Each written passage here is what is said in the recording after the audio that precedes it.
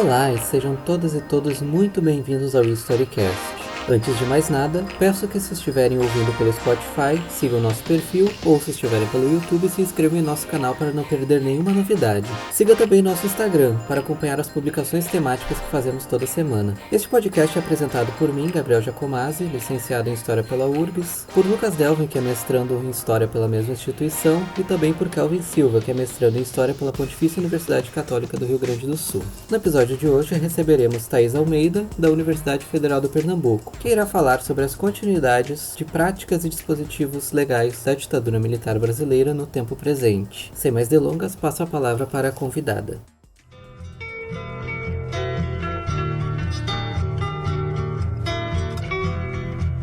Caminhando e cantando e seguindo a canção, somos todos iguais, braços dados ou não.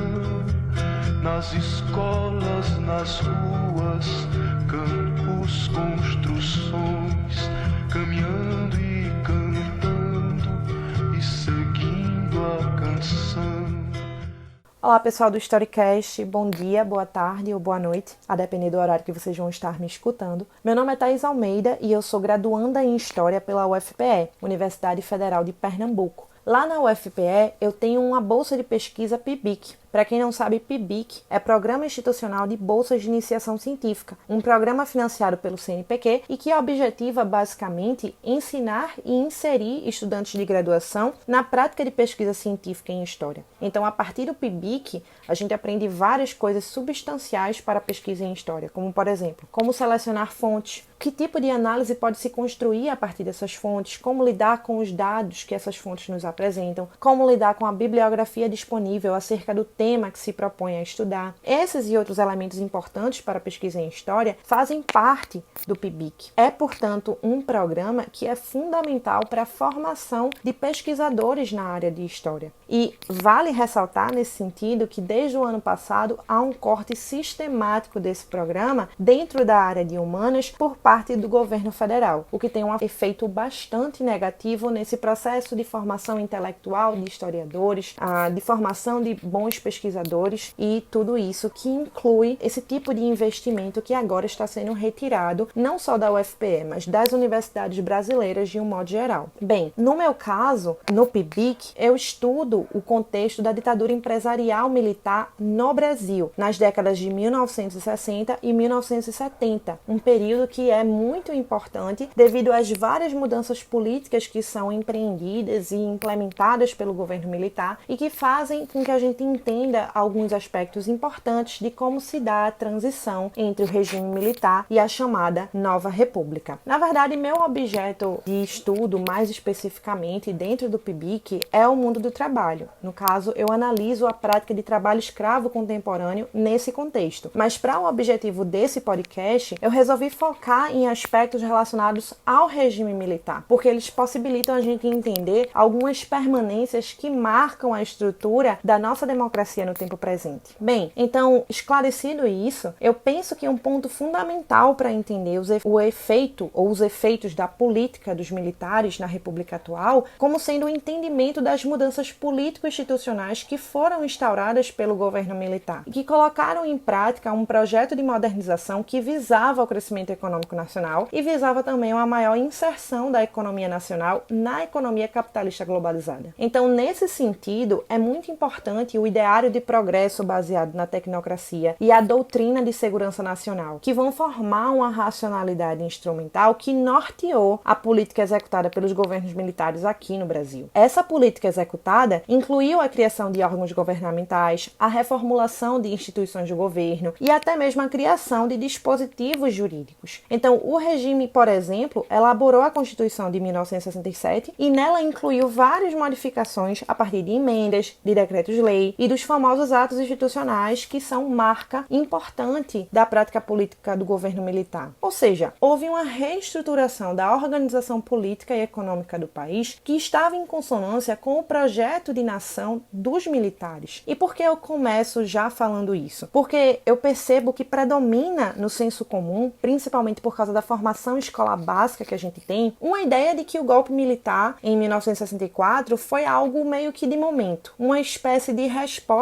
automática e arbitrária a acontecimentos conjunturais. E, nesse sentido, a atuação dos militares na política acaba seguindo uma perspectiva funcionalista, ou seja, a atuação ou a ação na política por parte dos militares é muito entendida como algo meramente funcionalista. E esse entendimento, ele não dá conta de forma satisfatória da realidade, porque é importante a gente entender, a partir da análise dessa atuação dos militares na vida política do Brasil, que dentro da história do Brasil republicano, quando a gente pega essas atuações pré-64, antes de 1964, há de fato um padrão de atuação, que basicamente consistia nos militares intervirem na política em favor de um grupo civil e, uma vez efetivada a interferência, esse grupo civil realizava meio que uma operacionalização do poder militar contra os grupos civis de oposição. Havia, portanto, um papel de garantir a ordem para posteriormente devolver o poder ao comando dos civis. De fato, isso é um padrão até 64. Entretanto, isso não significa que não havia um projeto político de poder por parte dos militares. E isso fica muito evidente quando a gente analisa, por exemplo, a atuação dos militares no processo de instauração da República Brasileira. Posteriormente,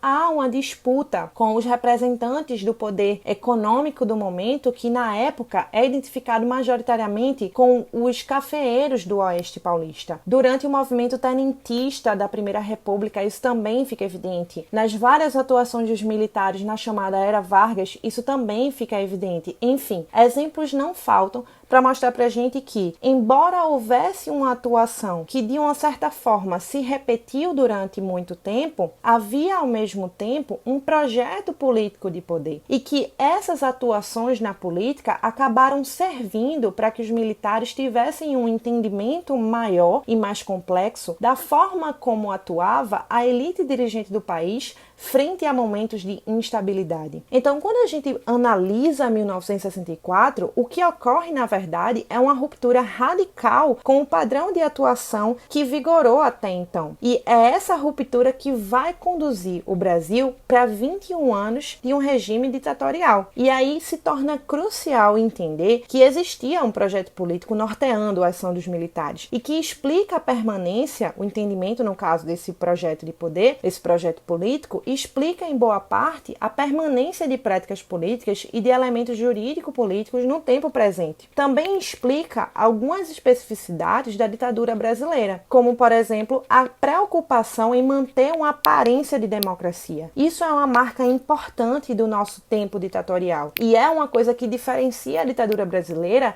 das demais ditaduras da América Latina. Então, houve, de fato, uma preocupação por parte dos militares em manter uma aparência de que se tinha, na verdade, uma democracia e não uma ditadura. É interessante quando você começa a pesquisar, por exemplo, notícias veiculadas pela imprensa nesse período. Era comum a imprensa reproduzir alguns discursos de figuras-chave do governo. E é importante notar como essas figuras-chave, elas sempre repetiam e elas sempre usavam o termo democracia brasileira para se referir ao regime. Então isso diz muito sobre como a ditadura se apresentava para a população. E não era como a ditadura. Então há essa preocupação, há essa característica da ditadura brasileira. E aí a gente percebe isso também a partir de outros aspectos, como, por exemplo, a manutenção do Congresso Nacional, a manutenção de eleições diretas, ainda que fosse apenas em algumas cidades e apenas para alguns cargos, também a manutenção de um partido, entre aspas, de oposição. Tudo isso mostra pra gente que houve uma especificidade realmente do processo ditatorial a aqui no Brasil, que houve de fato uma manipulação institucional, jurídica, retórica, para realmente passar a ideia de que se vivia num regime democrático, que não havia ruptura institucional com a democracia. Bem, de qualquer maneira, embora a gente saiba que dentro dessas características, então, por exemplo, o Congresso Nacional não tinha poder efetivo, embora se saiba que a oposição funcionava sob a lógica da chamada oposição consentida, embora a gente saiba também que as eleições que ocorriam ainda assim estavam sob controle do governo, esses fatos, mesmo assim, costumam ser usados muito frequentemente para sustentar o mito de que não existiu ditadura no Brasil, ou ainda para sustentar a ideia, que também é um mito, de que na verdade a nossa ditadura teria sido uma dita branda, ou seja, que não teria sido tão violenta assim como se pensa, né? Então é um tipo de revisionismo, né, que falseia o passado histórico. É um tipo de revisionismo que, apesar disso, é muito recorrente no Brasil. É muito recorrente, inclusive, dentro da fala de representantes do Estado brasileiro. Então, é significativo que haja esse tipo de discurso. É significativo, mas ainda assim dá para entender quando a gente analisa essa prática política ou essa prática discursiva que foi feita pela ditadura militar, essa prática negacionista mesmo, essa prática de ocultação da violência por parte do Estado, esteve presente durante o regime, assim como não é à toa que está presente na fala de representantes do Estado que têm uma posição favorável a regimes ditatoriais, que quando se referem à ditadura no Brasil, se referem de uma forma positiva, se referem até mesmo de uma forma saudosa. Então, não é à toa. Foi uma prática dos militares, esse negacionismo, essa ocultação, essa manipulação da memória histórica mesmo, para passar uma aparência que era divergente da realidade que era observada, né? Então, a gente pode dizer a partir disso também que foi uma característica marcante da nossa ditadura a prática de reduzir a legalidade à dimensão da aparência. Ou seja, a suspensão da lei a partir da própria lei, e aí os atos institucionais são um exemplo privilegiado desse tipo de uso dos dispositivos jurídicos, da mesma forma que a variação, né, a alternação entre a flexibilização da aplicação da lei e a aplicação rigorosa da lei, né, era feita de acordo com a conveniência. Então, de acordo com os interesses que se colocavam para o regime, tanto fazia flexibilizar a lei, né, quanto aplicá-la de forma muito rigorosa. Enfim, então essa manipulação, essa gangorra jurídica foi uma marca importante e foi um uso recorrente que demonstra um modo de aplicação da lei que permanece na nossa democracia atual. É recorrente e é normalizado a facilidade que determinados indivíduos, normalmente representantes dos interesses do sistema financeiro ou políticos poderosos, têm nos tribunais. Assim como, ao contrário, nas periferias, sabemos que a lei é sistematicamente ignorada todos os dias. Um dado importante nesse sentido é o fato de que, ao contrário do que ocorre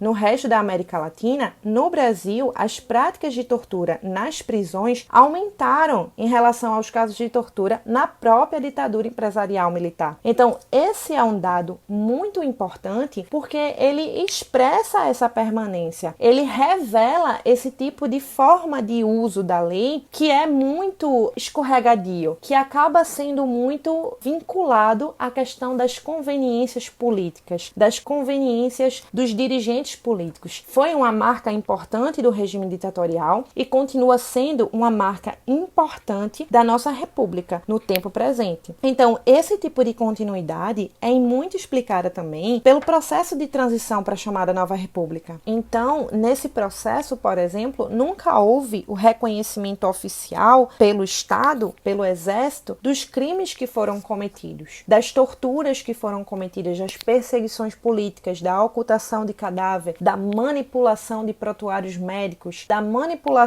de relatórios de legistas. Tudo isso que envolveu a prática de perseguição política dentro da ditadura empresarial militar nunca foi reconhecido oficialmente. Não houve o que se chama da justiça de transição. E aí a questão da lei da anistia é um ponto fundamental para entender como funciona a relação entre história e memória no Brasil. E como essa relação ela é problemática quando o assunto é ditadura empresarial militar. Então, essa falta de reconhecimento reconhecimento, essa falta de dizer oficialmente, isso acaba criando uma forma de legitimação, isso acaba endossando algumas práticas violentas que marcam a nossa estrutura social atualmente, como, por exemplo, ações criminosas cometidas pelas nossas polícias, que são recorrentes diariamente, sobretudo quando a gente pensa nas periferias brasileiras. Ações criminosas cometidas pelos próprios representantes da nossa estrutura jurídica e dos setores do Estado de um modo geral. Então, essa relação ela acaba se tornando complexa nesse sentido e também é uma forma de resquício, é uma forma da ditadura se manter no nosso tempo presente. Não é que a gente esteja dizendo também que nós vivemos numa ditadura, não é o caso, mas há algumas permanências latentes, há algumas continuidades que influenciam muito a forma como a nossa democracia funciona, né? Então, é importante nesse entendimento que os militares, quando houve a transição, não foram tirados do governo. Os militares negociaram sua saída do governo com privilégios, diga-se de passagem. Então,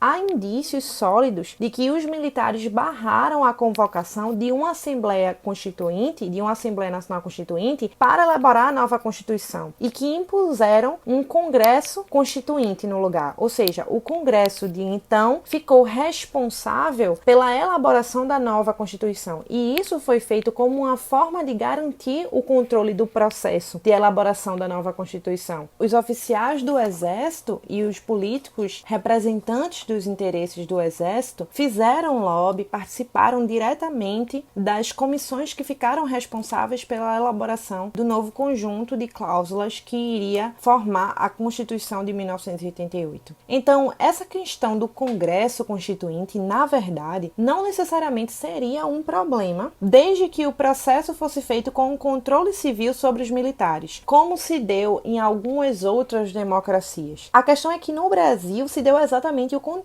A definição de um Congresso Constituinte para a elaboração da Constituição acabou gerando um processo de controle e interferência direta dos militares na elaboração da nova legislação. Então, embora a Constituição de 1988 trouxesse avanços significativos do ponto de vista do sistema das democracias, ao mesmo tempo, muitas cláusulas referentes às Forças Armadas, referentes às polícias militares estaduais e à segurança pública de uma maneira geral, permaneceram praticamente idênticas, permaneceram quase as mesmas das que constam na Constituição de 1967, já com as emendas feitas em 69. O artigo 142 da nossa Constituição, por exemplo, estabelece as Forças Armadas como as responsáveis pela defesa da pátria, pela garantia dos poderes constitucionais e pela garantia da lei e da ordem. Em outras palavras, a Constituição dá às Forças Armadas o poder de suspender o ordenamento político, o poder político, caso haja ruptura institucional. Essa definição sozinha já coloca pra gente contradições importantes do ponto de vista de sistemas democráticos. A primeira delas e a mais evidente é que, em democracias formais, em democracias sólidas e avançadas, o poder ele não está submetido a quem tem força, mas ocorre justamente o contrário. A força está a serviço, a força é colocada a serviço do poder. Então começa aí. Uma outra contradição que se evidencia nesse sentido é exatamente a questão de que como podem as Forças Armadas se submeterem ao poder legal e ao mesmo tempo serem responsáveis por ele. Esse é um ponto de interesse muito relevante quando a gente pensa a estrutura da nossa democracia, porque o artigo 142 ele também não define que ordem é essa que as Forças Armadas está designada a proteger. Então não há clareza se está falando da ordem política, da ordem social, da ordem econômica, da ordem pública. Então, se não há essa clareza, então entende-se que as Forças Armadas são responsáveis por garantir todas essas ordens, a ordem constitucional, a ordem pública, a ordem econômica. Então, há uma concentração de poderes por parte desse artigo muito grande nas mãos das Forças Armadas. Além disso, também não é definido quando é que se entende que a lei e a ordem estão sendo violadas. Então, se não há essa definição clara no artigo, então na prática o que ocorre é que cabe às Forças Armadas definir quando é que há violação, quando é que há ruptura estrutura da ordem legal. Então, as próprias Forças Armadas podem definir quando é que elas têm base legal para atuar. Então, veja, esse é um tipo de controle, isso é um tipo de poder que é muito grande e que não é comum em democracias. Esse tipo de poder está sob o controle das Forças Armadas. Sem falar que, quando a gente pensa em ruptura de ordem,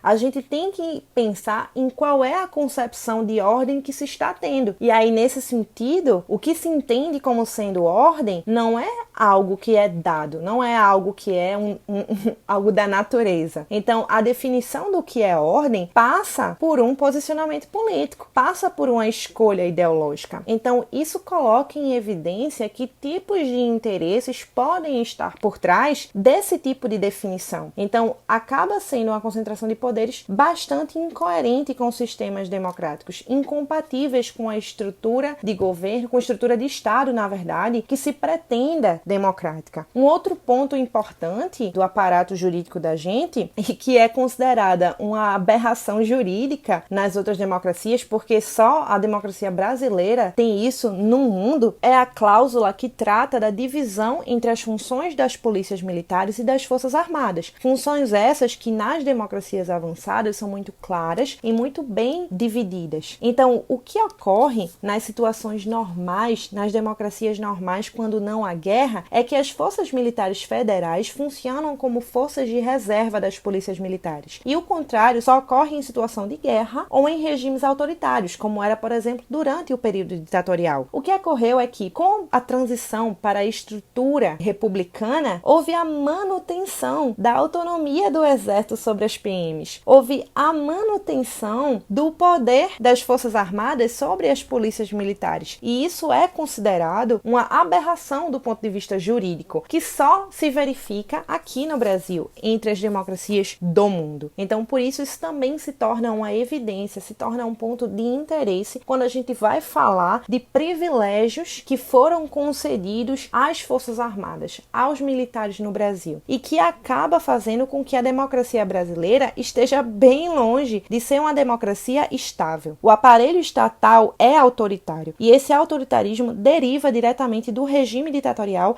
que vigorou no Brasil durante 21 anos. Então, a transição da ditadura para a nova república parece ser marcada por muito mais permanências do que por rupturas, quando a gente analisa a partir desses aspectos. Então, permanências essas que fazem da democracia brasileira uma democracia limitada e, paradoxalmente, até mesmo uma democracia bastante antidemocrática, fazendo também com que aquilo que a gente entende como sendo um estado de exceção acabe sendo muito mais regra geral quando se trata do Brasil do que uma exceção de fato. Bem, esses foram apenas alguns exemplos, até porque se a gente fosse tratar dos detalhes, das minúcias que envolveram esse processo de elaboração da Constituição de 1988 e das permanências em relação ao período militar, isso por si só daria uma disciplina inteira. Então, o objetivo desse podcast foi realmente abordar a questão de uma maneira mais geral, trazer alguns exemplos que evidenciam de forma mais latente as permanências que a democracia do tempo presente mantém com o tempo da ditadura. Então, eu espero que vocês tenham gostado, espero que tenha sido esclarecedor, e eu tenho uma indicação de bibliografia para fazer, para quem porventura queira se aprofundar nesse tema, que é o livro O que Resta da Ditadura, organizado por Edson Telles e Vladimir Safatli, que reúne vários artigos que discutem diferentes aspectos desse processo de transição, certo? Então, um abraço para todos, espero que vocês tenham gostado do conteúdo.